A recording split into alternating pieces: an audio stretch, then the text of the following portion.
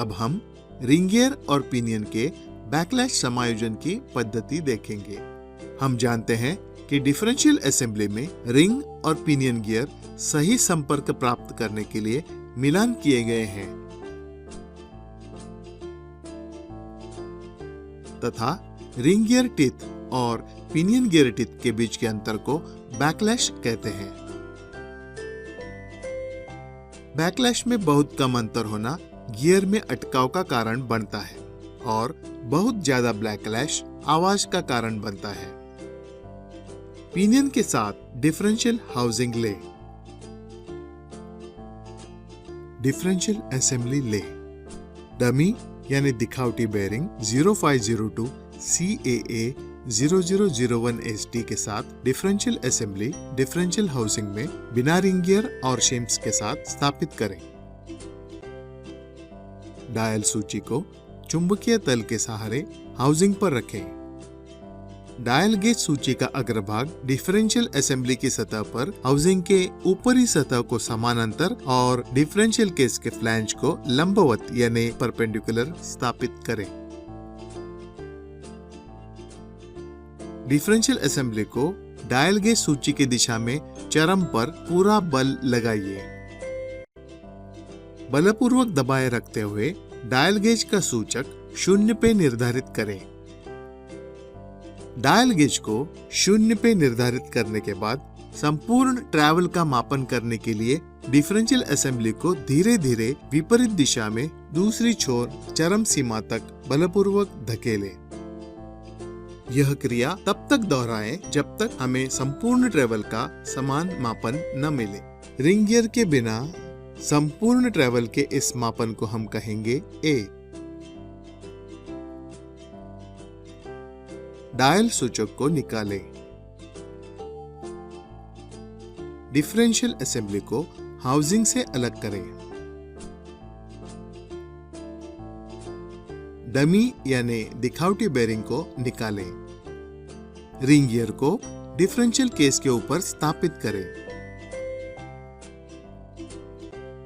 Ring gear कसने के लिए टॉर्क मूल्य इस प्रकार है। जाइलो और कॉन्टो के लिए 129 से 142 न्यूटन मीटर, TUV 300 और नियोस्पोर्ट के लिए 86 से 96 न्यूटन मीटर।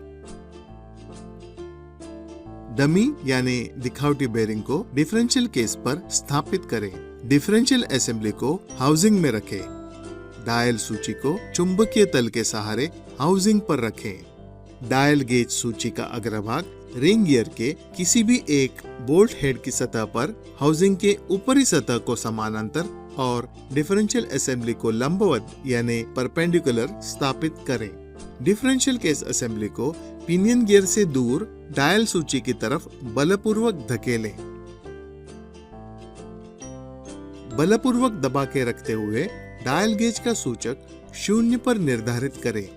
LH साइड यानी बाईं तरफ के ट्रैवल का मापन करने के लिए डिफरेंशियल असेंबली और रिंग गियर को पिनियन गियर की तरफ बलपूर्वक धकेलें। यह क्रिया तब तक दोहराएं जब तक हमें LH साइड ट्रैवल का समान मापन न मिले।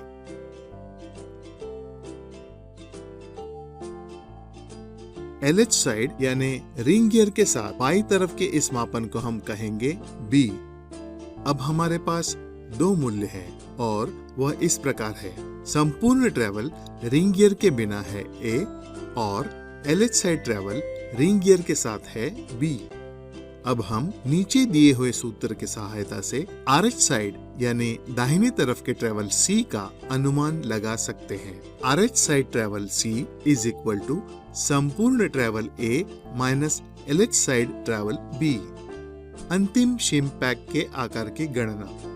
अगर संपूर्ण ट्रैवल A 4.47 मिलीमीटर्स है, LH side travel B 2.40 millimetres है, सूत्र की सहायता से RH साइड ट्रैवल C की गणना हम कर सकते हैं। C is equal to A minus B। C is equal to 4.47 millimetres minus 2.40 millimetres यानी C is equal to 2.07 millimetres.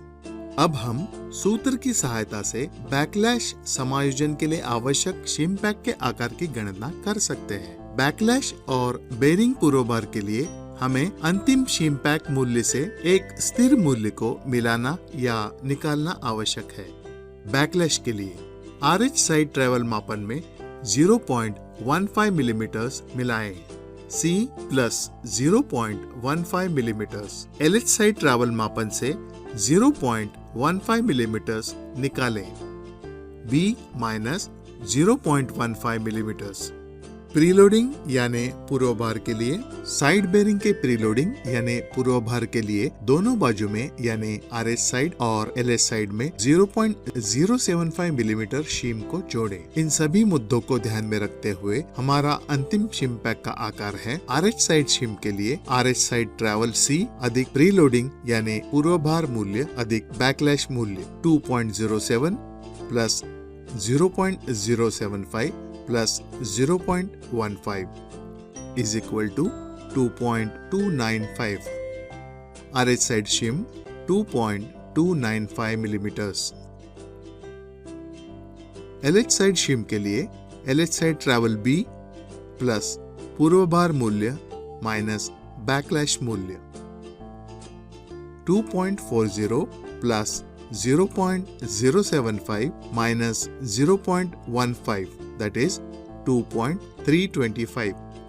LH side shim size है 2.325 मिलीमीटर्स।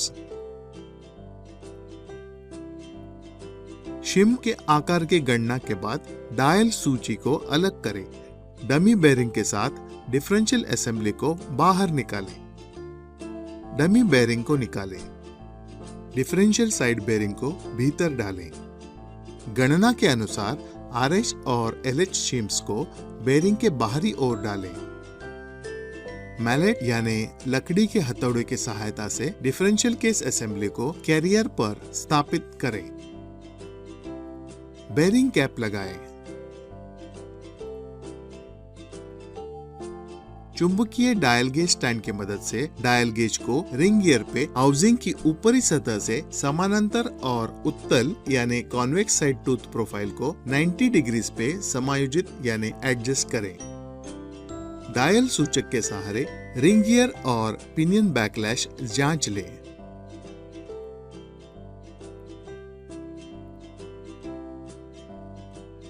बैकलैश मूल्य की सीमा याद रखें। जाइलो और कॉन्टो के लिए 0.12 से 0.20 मिलीमीटर्स, TUV300 और नियोस्पोर्ट के लिए 0.08 से 0.15 मिलीमीटर्स।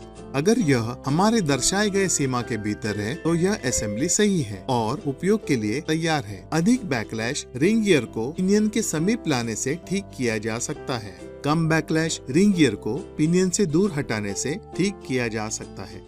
यह सुधार शिम्स को डिफरेंशियल केस के एक साइड से दूसरे साइड बदलकर किया जा सकता है।